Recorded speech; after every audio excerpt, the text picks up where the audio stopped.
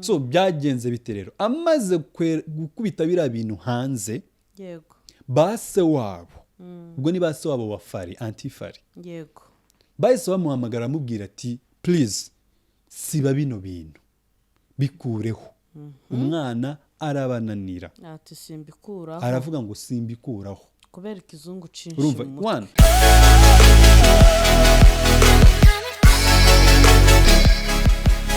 Iyi ni Impamo 250 uyu munsi ni kuwa kabiri 5:50 nibwo iki kiganiro tugikoze.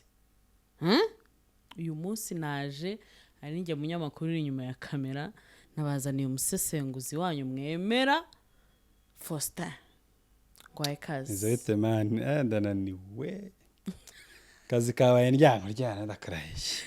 Unanijwe n'iki se ko tukiri 5 za mu gitondo? Ntabwo ngeze nsinzira man. Cyabyukiye mu murimo. Ntabwo ngeze nsinzira. Kadusuhuza abantu bose badukurikiye, kadusuhuza abantu bakanze subscribe, kadusuhuza umuntu dukunda aho aherereye hose. Aho hari umuntu ukubwira ati nyine tuba dutegereje inkuru yanyu ubundi. Niyo nkuru itabibogamye itabirimo amarangamutima kumva ati wow kabisa merci beaucoup niko bavuga mu Gifaransa. Murakoze cyane umuntu wakanze share, umuntu wakanze subscribe nibyo. None ntago turi butinde kugira ngo tutaza gutindira abantu nitujya mu introduction atinda wapi. Kadukubita tubangura kubera ko n'amamega y'abantu bari magenda kandi bose siko bagira za wifi amafaranga. Umuntu ufata umwanya akaba yagira cyaga gutegera buri abaguhaye amafaranga. Ejo twabagejeje inkuru ya Nzungu pianiste umuhanzi ndetse n'umufasha we Nyasafari Nyahumure harya yego Fari uwo tusanzwe tuzi nka Antifari kuri YouTube mu biganiro bagendaga bakorana n'umutware we ari we Nzungu. Inkuru yavugaga yuko nyine bashobora kuba batandukanye ibintu byinshi maricano menshi arabivuga space kuri X Instagram post nyinshi cyane. Hako turabaga tuzaza turabanza tubikurikiranye neza twe twatutanze nyine breaking news biravugwa kandi ibisanzwe nyine biravugwa nyine ikintu kirimo cyagiye ku mihanda kiba cyagiye ku muhanda nta kundi. Tubona no kubwira abantu mujye mwihangana ibintu biri ku mihanda nyine nuko nguko biba byagezeho nta kundi. Hako twabaga turagerageza dushakisha amakuru y'ukuri tumenye se koko iyi nkuru imeze ite byagenze bite kugira ngo bikura abantu mu rujijo kubera ko abantu bafite urujijo rw'ibintu byinshi. Iyi nkuru irimo iragenda ikimvorovinga abantu benshi cyane. None yakwimvorovinga abantu benshi cyane ntumenye the true side yayo. Ugasanga hari n'ushobora kuza kuba victim yayo wenda nta nahuriye nayo. Ku rugero hari nk'abantu barimo baza bakavuga ngo John ngo niwe uri inyuma y'ibi ngibi ngo niwe byihishe inyuma ngo niwe wagiye mu matwi ya Nyasafari kugira ngo nyine ngo akoze isoni Eva. Yego abandi bakavuga ngo ni prank, abandi ngo nibyo ngo byarabaye. Ibyo byose wabikubita ngaha ukabura icyo ufata n'icyo ureka kandi mu by'ukuri ko n'ubundi yageze ku mihanda biba byiza ko abantu bakiriyaringa the air kugira ngo bamenye ukuri kwa nyako ko kuba kumeze bave mu rujijo. Sibyo niyo mpamvu twababwiye tuzagerageza tuyikurikirane tumenye imvo n'imvano yabyo uko byagenze koko se nibyo ni pranka hari ubyihishe inyuma byagenze gute. So mu makuru tutagiye gutinda muri ibyo byose iyi nkuru ni ndende ariko ndagerageza wenda ni ngira ibyo nzajya ncagagura kugira ngo taza gutinda ni ariko se ko dukeneye inkuru yaha neza. Harimo ibintu byinshi abafana bari kumbwira ati muduha amakuru yose neza. Harimo ibintu byinshi muduhere ku murongo. Harimo ibintu byinshi harimo uraza gufata ibintu niba ari ibya Michigan aho Eva na John babaga. Ufata ibintu bya Tennessee aho Eva yari yahukaniye. Ufata ibintu bya Maine aho Nyasafari na Nzungu baba ari naho Eva yaje kwimukira. Urumva ibyo bintu byose kuza kubikusanya ukabikubitaha ugafata wenda n'ibyini Kigali ariko byenda katuza kubyihorera iby'i Kigali. Ese ubundi ngiye ikibazo mbaza Eva wa John mbere yuko aba Eva wa Nzungu ubundi bari baziranye nande nyine Eva yaraziranye na Nzungu. yego bari baziranye hano i Kigali. Yego urumva Nzungu atarashaka bari basanzwe baziranye na nyuma yo gushaka, kubera ko no mu majwi yagiye ajya hanze ya Nyasafari. By the way, impamvu turimo dukora bino bintu, iyi nkuru ntabwo twayihimbye mubyibuke neza, iyi nkuru yitangarijwe na nyirayo. Sibyo abantu mujya muzana amakritika amwe namwe, nta wahimbye ino nkuru, yatanzwe na nyirayo ayishyira hanze. Sibyo mboneyeho no gukuraho kino kintu, ntabwo ari prank, ni ibintu by'ukuri byabayeho. Hari abantu benshi bamamagaye ngo ni prank, abandi mu makomenti ngo ni prank, ahantu henshi ntabwo ari prank. Kuko hari n'andi majwi avuga ko se wabo bamubwiye ngo asibe ibyo bintu. Ibyo ngibyo nyine nibyo bigize ino nkuru, ibyo nakubwiye ngo byose biraza kuba bifatiye muri ino nkuru yose. Wari ukitubwira uko Nzungu na Eva bari baziranye. Eva na Nzungu bari basanzwe baziranye hano i Kigali nk'abashuti nyine. Icyo reka ngisiga aho ngaho, kandi ntuze kongera kukimbazaho, kuko ngiye kukimbazaho ubwo bishatse kumvikanisha ibindi. Turajya gusa mu bya US aho bose bimukiye. Bihereye sasa. Duhere Eva kiva Tennessee ajya Miami. Reka mbihere ava Tennessee ajya Maine. Nako Maine. Yes. Oya ariko iravanze, ariko reka nyijyane gutya. Kambihere Tennessee ajya Maine. Then twibande Maine tuze gukomoza kuri Michigan. Aho Eva niba ari Michigan, si umuntu uzaho Eva na John babaga Michigan, ariko aho Eva na John babaga aze kubitubwira, ariko ndakeka ari Michigan. Then Eva yamaze gushwana n'umugabo we, yamaze kugera muri Leta Zunze Ubumwe za Amerika, birangira agiye Tennessee. Sibyo niho yawukanira, reka tubyite gutyo wenda mu Kinyarwanda kugira ngo abantu baze kubyumva neza. Bamaze gushwana arahukana, birangira nyine agiye Tennessee, amarayo igihe. Bigeze nko mu kwezi kwa gatatu aza kuvayo.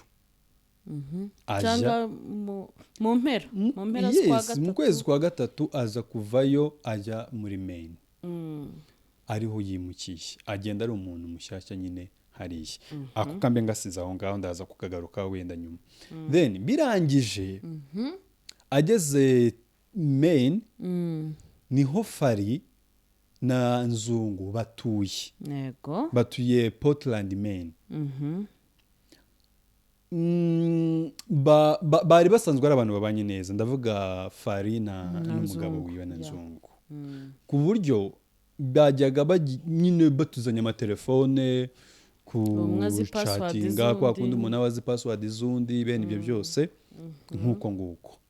Birangije Eva ageze Maine, ni Fari, kubera Fari nyine merci wa Jens nigera hari igihe konzamo cyane. Fari Antifari, yakamwesha Antifari wenda ndaza kuryibuka. Nyasafari atangira kubona nyine ngo umugabo we bagenda cenginga, atakimuha telefone nyine atakirekura cyane nkuko yari asanzwe yirekura. Urumva atangira kuba suspicious, gusa n'ukeka kutuntu, kubera ko impamvu mbivuze gutya, hari voice note, sinzi niba abantu baje kuyumva, avuga ati ibi bintu byatangiye naje kubimenya nyuma y'ubukwe, ngarutse mvuye muri Afurika, kuko namaze amezi 5, kubera ko namaze amezi 5 muri Afurika, ndagaruka ngo nibwo batangiye kujya muri za affaire zabo. Sibyo sabira nibwo bari batangiye cyabari basukuye ibyo ngibyo uraza gutuma mbijyamo nabe, kandi sibyo ndi kuvuga ibyo abavuze, sinza kuvuga ibyo ntazi. Sibyo sawa, komeza, ntimuze kumvugisha ibyo ntazi pe. Ndi kuvuga ibyo nagerageje kugenda nkusanya. Uza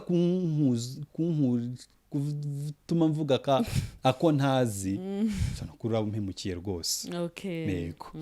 Icyo nari mvuze rero, avuye muri Afurika nyine, muri iyo voice note yavuze ko ngo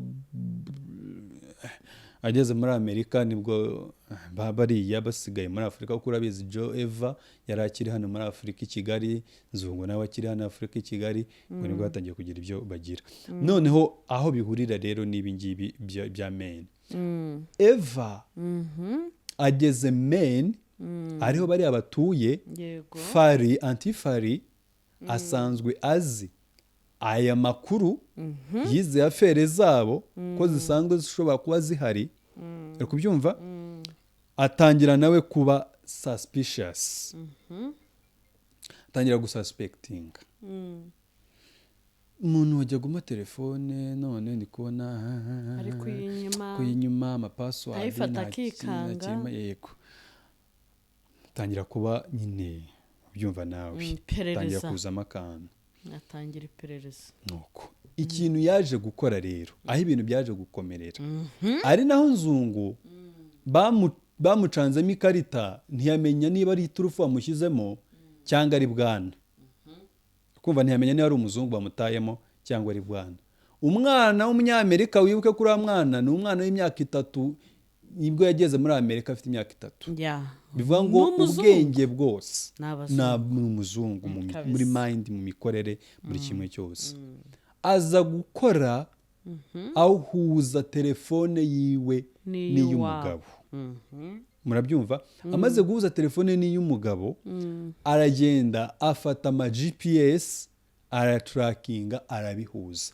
bishaka kuvuga ngo ibyo umugabo yandikaga umugore yabaga abibona kuri telefone yiwe aho umugabo yabaga ari kubera ama GPS umugore yabaga azi coordinates zose location kumva ikarita umwana yacanze mu ndi umwana uvuye i Kigali ntiyamenya wagwana undi aramwihorera akomeza kujya tracking ibyiwe gusa bucece noneho aza kubona batangiye kugira n'iki afere zo kuvugana na Eva gutyo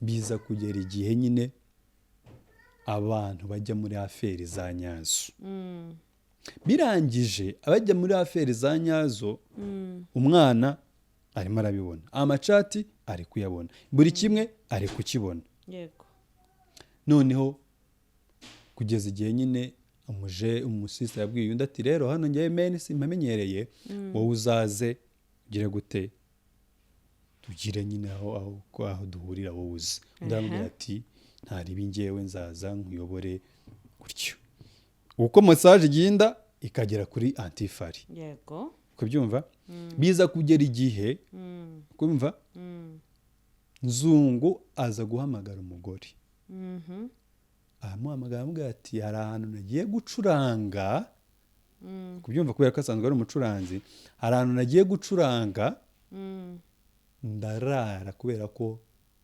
buraba bwije yego kubyumva umugore chat ari kuzibona ibiki byose undi amubwiye ko ari ahantu akarara kubera ko bwije atari butahe mwaramwihorera yego baragenda babonana bakora ibyo bakora barangije bucye umuhungu agira gute arataha amaze gutaha umugore aramubwira ati se bimeze gute waraye he byagenze bite wabonanye nande umuhungu ashaka kumukwepa nyine bya bindi bya gisore n'ibiki by'abasore byo nyine gucabiranya yego muri kwa kumucabiranya umwana w'umukobwa tazi kubeshya ahita amwereka iki chat zose imbere yiwe birangije umwana amwereka chat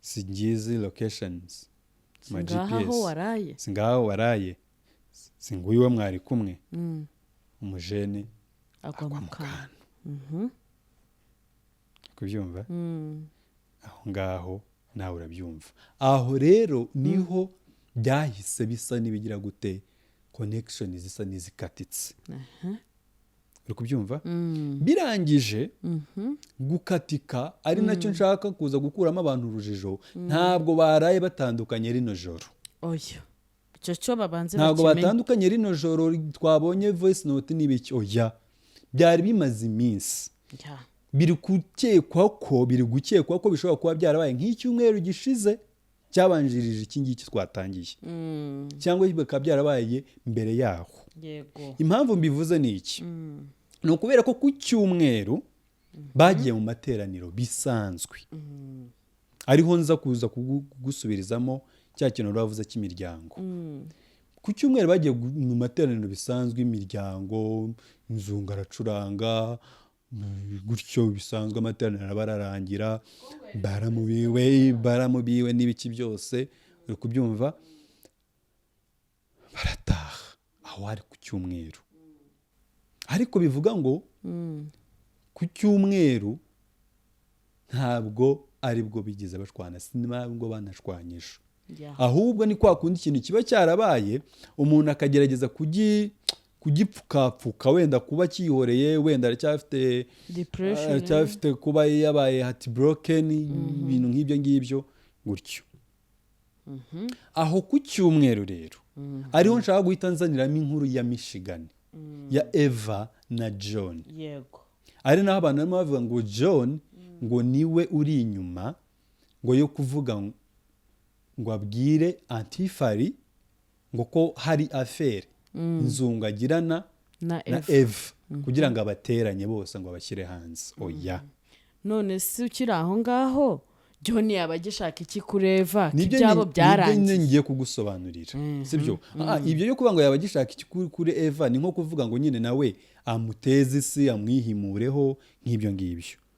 Ntago ari byo, ntago ari ukuri. Ahubwo icyabaye Antifari muri kwa gukomeza gukurikirana ibintu byose byageze ku cyumweru ejo bundi ahamagara John. Ahamagaye John aramubaza ati se John, ibintu bya nzungu na Eva hari icyo ubiziho? Byumve neza, kubera ko John ntabwo ari muri Amerika, ubu ngubu ari i Kigali. Ahamaze igihe, yaje muri vakanse nk'abandi bose, ari i Kigali, ntabwo ari muri Leta Zunze Ubumwe za Amerika. So Antifari yaje guhamagara John aramubaza ati se ibintu bya nzungu na Eva bimeze gutya na gutya, hari icyo ubiziho? Undi aramubwira ati reka da, ibyanjye na Eva byararangiye, nta na kimwe mbiziho, mbabarira icyo kintu. Ushaka kuvuga ngo John abantu baba bamushyira mu majwi y'ibi bintu, umuhungu w'abandi mwimuzana muri izi saga ntabiriho. Kubyumva? So birangijwe ku cyumweru niho tugeze ejo bundi, amateraniro araba ararangira, barataha bajya mu mirimo niba banakora ku cyumweru simbizi. Ni umunsi nk'iyindi isanzwe, ari n'imiryango, ari umuryango wa nzungu ntuzi ibijya mbere, ari umuryango wa Fari ntuzi ibijya mbere, wenda usibye inasako yiwe ya Fari nishobora kuba izi wagwani ikijya mbere, ariko nayo ntiyabye exposinze. Aho ngaho rero, aho kugira ngo bombshell habeho iyi eruption, guturika kw'ibi bintu byabaye ejo, aho ngaho rero niho hakirimo akantu kacanze kukuvuga ngo ese Fari yatewe n'iki gushyira bino bintu hanze. Uri kubyumva? Ejo ku wa mbere afata ama voice note nko mwayumvishe, ama Instagram post, ama WhatsApp, hari nka WhatsApp chat iri hano, nuko wenda ishobora kuba iri kure yanjye, y'umuntu wari urimo adeni wandi buyibone, y'umuntu wari umubaza ndi buyibonera, kumva arimo amubaza mubwira ati se Fari bimeze biti ibi bintu aramubwira atoya, uriya ntabwo akiri umugabo wanjye. Kubyumva? Undi agerageza kumukaruma amubwira ihangane bla bla bla bla bla, undi aramubwira atoya byararangiye. So byagenze bite rero? Amaze gukubita biriya bintu hanze, base wabo, ubwo ni base wabo wa Fari, Antifari, bahise bamuhamagara amubwira ati please siba bino bintu, bikureho. Umwana arabananira, aravuga ngo simbikuraho kubera ikizungu cinshi mu mutwe.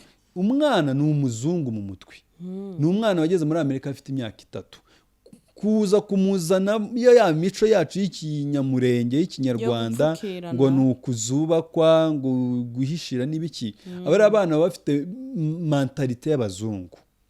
Abazungu ikintu kibaye kuba yagishyira hanze, it's very simple. Ujya mubibona n'abagabo bakuze b'abasaza. Ku rugero umugabo witwa Bill Gates yatandukanye n'umugore we ni Melinda Gates. Yes.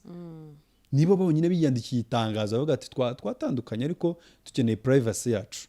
So abazungu ibyo ngibyo ni ibintu bisanzwe. So gufata umwana nk'uwo nguwo wakuriye hariya akagira mentality nk'iy'abazungu kuza kuhita umuzana ngo gutya umwana yese ababwira ati wapi ibintu niko byagiye hanze. Ariko base wabo w'umukobwa bari banzi baramubwira ati please bino bintu wibishyira hanze bikureho bisibi ati siba vuba bishaka no kuvuga ngo ikire tugarutse ku cyumweru barateranye nk'umunsi nk'indi yose. Yego. Ababyeyi be ari ibisanzwe babonana n'inshuti zabo babana hariya muri Portland, Maine. Nta kintu n'ababyeyi biwe bari bazi kuri bino bintu Antifari yagize gute yakoze ko ashobora kuba hari ikintu cyabaye hagati yiwe n'umugabo. Nese amakuru avuga ko Fari yahise ajya iwabo akimara gushwana na Nzungu. Ayo ntibiravugwa harimo abarimo baza bakabivuga abandi bakavuga ngo yagiye kwa musaza we abandi ngo iki bene ibyo byose.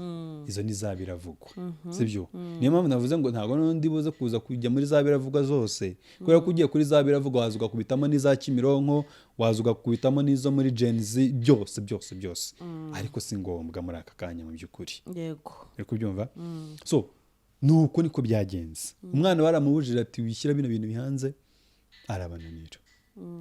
Arangije kubananira niko kubishyira hariya kuri mutandao kuri Instagram ku ma WhatsApp status ahatabishyize no kuri YouTube ngira ngo nuko ari wenda atari yiwe.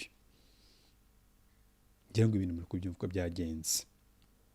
Hanyuma rero ibyo barimo bavuga ngo ni plank ngo ni iki. Fari amaze gushyira bino bintu hanze Nzungu yahise avuga ngo yahise agendera porosanga aravuga ngo bino bintu ngo phone y'umugore wanjye bayihakinze ngo ntabwo ari we ngo phone bayihakinze.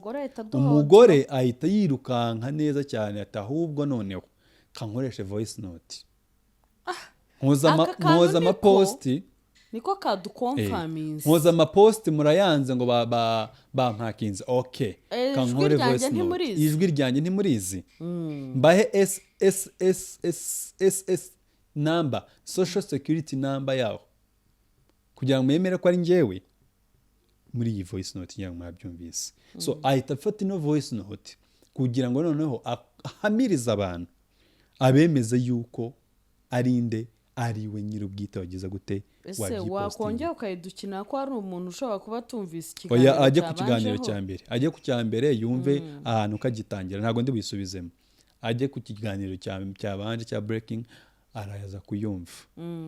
Ndi kugira ngo ntaza gutinda nyine sibyo ndi gukubita mbangura kugira ngo abantu bagire ndi guca no ku mayange by the way. So nguko rero uko ibintu byagenze yahise afata voice note akubita hanze twese tuyishyira ku ma stati ku ma YouTube channel ku ma space mumvisha ama space agenda avuga bigiye bitandukanye byayo. Nuko nguko muri make ibintu byagenze. Hari icyo nsize ariko n'abantu bari kutwibasira ngo dukunda ngo biracitse ngo kuri social media abantu turi kuvugaho nabo n'aba YouTubers. Aba bantu cyambere n'aba star sibyo niba uri mu star rero ubuzima bwarahisemo kubushyira hanze sha ubwo tutakwinjiramo n'uburi prive ariko bene ubwo ku mihanda twaza twagukoraho inkuru ubu buri prive rero wihitiyemo nayo kubushyira hanze turi bande se kutabuvugaho. Icyo gihe rwose nta n'ikibazo kibirimo wenyine babyishyiremo. Ikosa rihari njye na Gaye Fari uri kubyumva ikosa na Gaye Fari nuko yafashe bino bintu agahita ahitamo wenyine kubyishyirira hanze ataganiriye n'ababyeyi nta muntu mukuru wo mu muryango yaganiriye nawe. Ni umuzungu niyo yaba ari umuzungu ni umunyamurenge tuvugisha ukuri no ukomye urusyo akoma n'ingasire Fari aho ngaho umuntu ashobora no guhita avuga ati wabikoze cyane kesi kubera ko man rega ibintu byose ibi bibaye si ngombwa ngo duhite tuza dukubite twaraza sibyo hari uburyo mubitwara muri protocole man umugabo n'umugore buriya babana mu mabanga menshi cyane ahubwo se ko turi kuvuga ngo uriya Fari yahubutse ntiyabanza kubibwira imiryango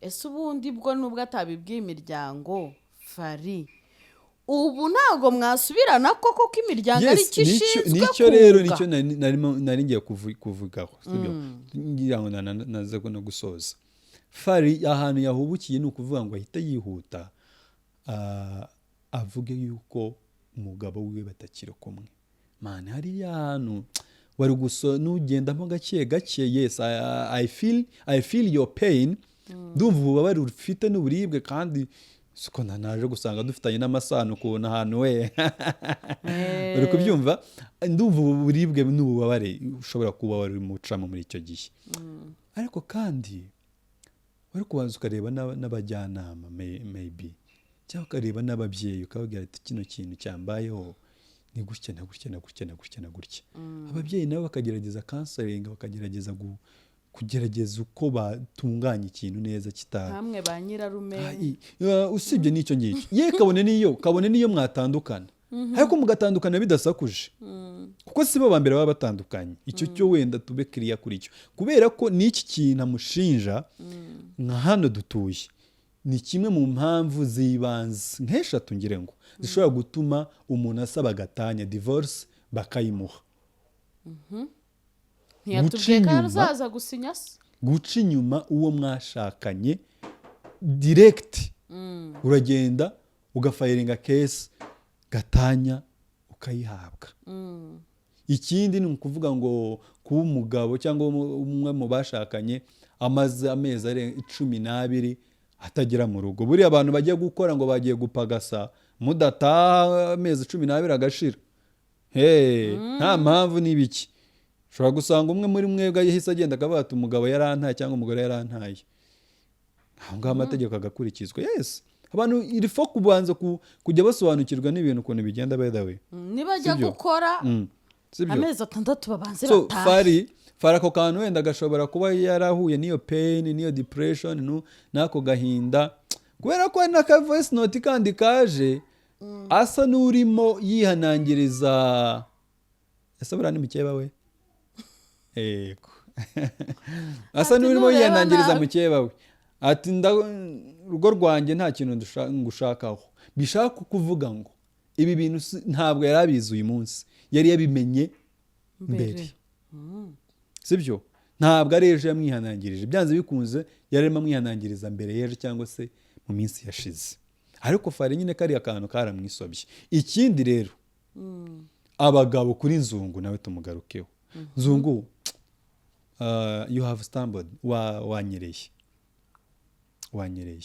ariko buriya mu rugo no kwizerana kubaka icyizere mu muntu nabyo ni byiza buriya iyo umuntu aza akakubwira ati waraye he ugashaka kubanza kumucisha muri aya makona ntabwo ari byiza kuko ntabwo uzi impamvu ntabwo ubuze impamvu abikubajije mubwira ati imana nagiye ahantu nsanga umurima wabaye urwiri njya gupuriza imiti kugira ngo iriya myaka ireke gupfa nabi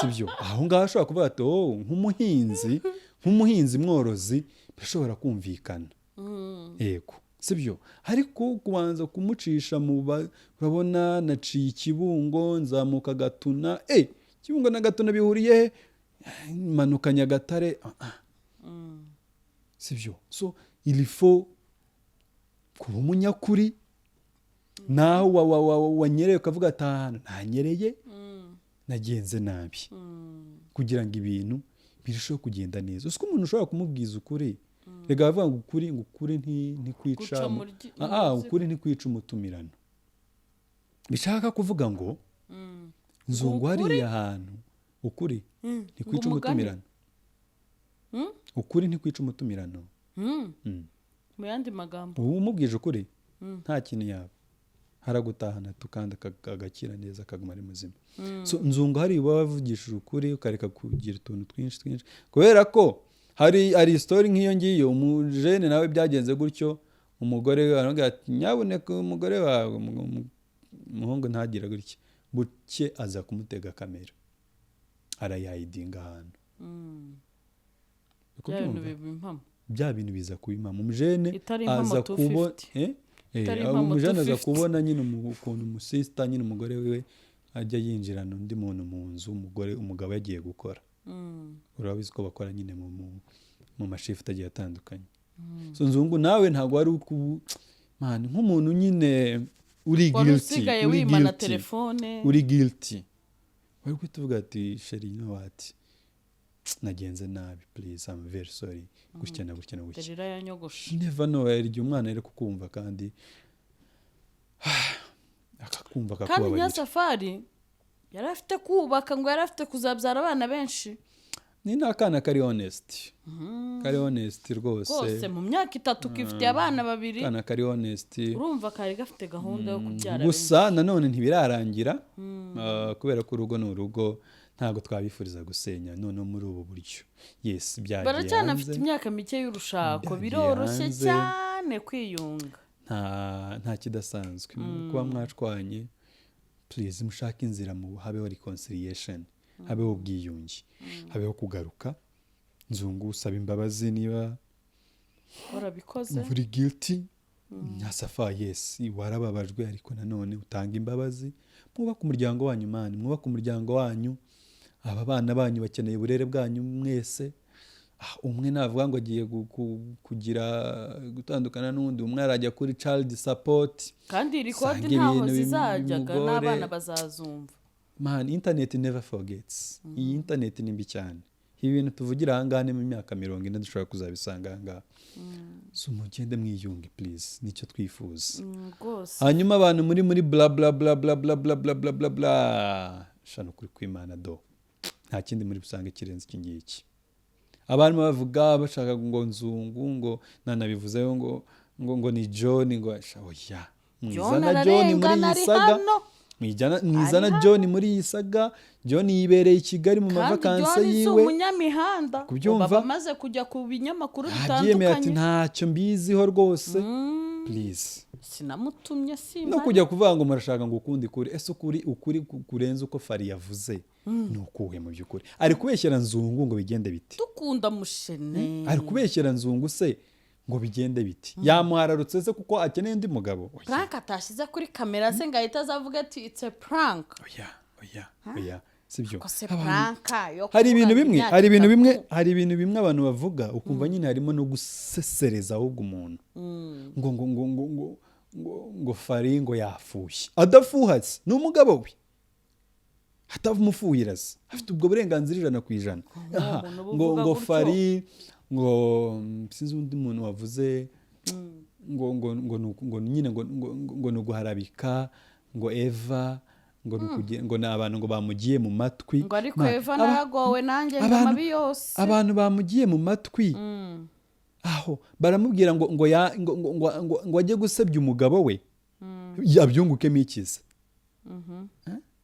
Fari yunguka iki mu gusebya umugabo wiwe yunguka iki mu gushwana n'umugabo wiwe yunguka iki mu gusenya urugo rwiwe mushatse kumwita ko ari umwana utazi gutandukanya icyatsi n'ururo no ni umuntu mukuru umuntu ubyaye kabiri ni umuntu mukuru cyo kuza ngo bamugiye mu matwi come on mujye mugira ibintu namwe muvuga mushyiremo na logique no gusesengura kwa nyako bamugiye mu matwi yange nzungu come on yange umugabo we kubera ikiza amwanga just for nothing yegora oya harimo ibintu bimwe tugomba kujya duhidinga ariko akagira n'ibindi tutazana kameme ashyira umugabo wiwe hanze tu aribwo batandukana arinde wunguka se muri bombi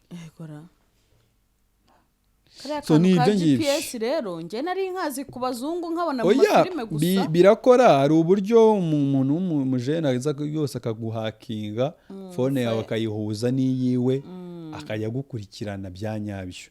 Ama GPS nose GPS hari n'uburyo imodoka uyihagarika yari igeze i Musanze uri hano i Kigali ukaba wayihagarikira aho ngaho ikiboroka ntiyongere no gufunguka umuryango. Ibyo ni ibintu bisanzwe. Amatekinoloji ubu ngubu ari ku rundi rwego. So bahungu basore mumenye ubwenge.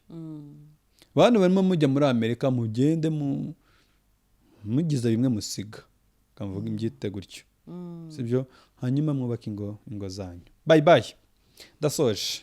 Mukande subscribe na comment zanyu. Murakoze, turabakunda cyane.